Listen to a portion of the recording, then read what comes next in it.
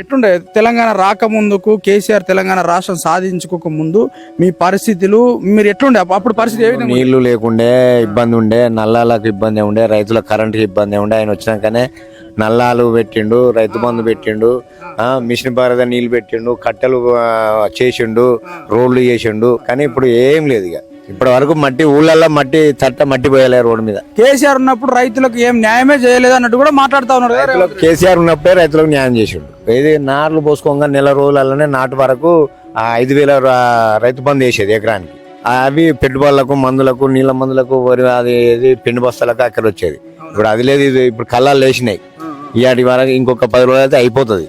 రైతు బంధు లేదు, ఏం లేదు. ఇప్పటి వరకు 4 ఎకరాలకు వేసిండు, కథం పని చేసిండు.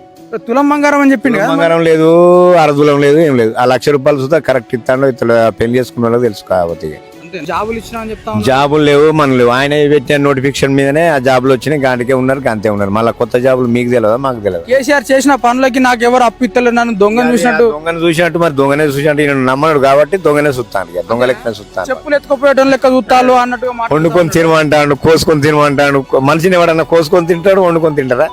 అట్లా మాట్లాడతాడు.